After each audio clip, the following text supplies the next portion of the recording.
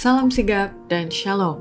Renungan kita pada hari ini, Rabu 1 Desember 2021, berjudul Sekaranglah Waktu Memeteraikan Itu.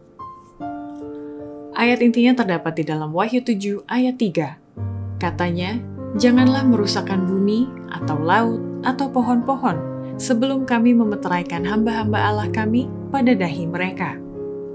Pena Inspirasi menuliskan yang dimaksud dengan judul renungan kita pagi ini, Sekaranglah Waktu Memeteraikan Itu, sebagai persiapan untuk menerima warisan kita dan membuat kemajuan yang tetap dengan Allah adalah sebagai berikut. Pertama, waktu pemeteraian sekarang, sehingga menjadikan manusia terpisah menjadi dua golongan saja. Satu kelompok ditandai dengan meterai Allah yang hidup, dan yang lainnya ditandai dengan meterai tanda binatang. Hanya akan ada dua golongan. Masing-masing kelompok ditandai dengan jelas, apakah dengan meterai Allah yang hidup, ataupun dengan tanda binatang atau patungnya.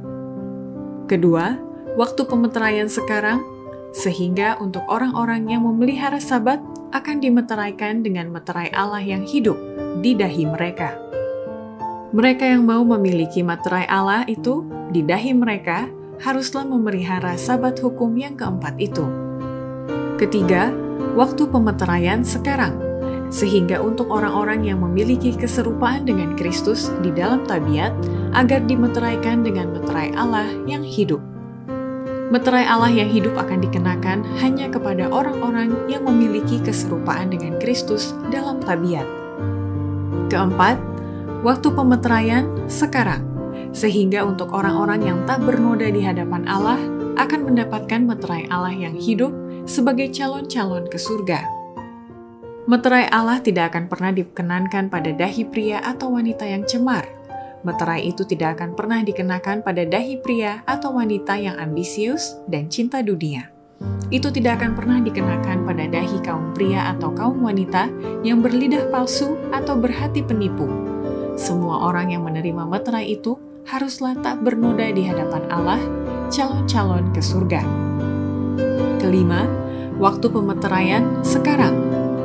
Sehingga untuk hamba-hamba Allah diharapkan tidak ada satupun dari antara mereka yang terlewatkan dalam memperoleh meterai Allah yang hidup tersebut.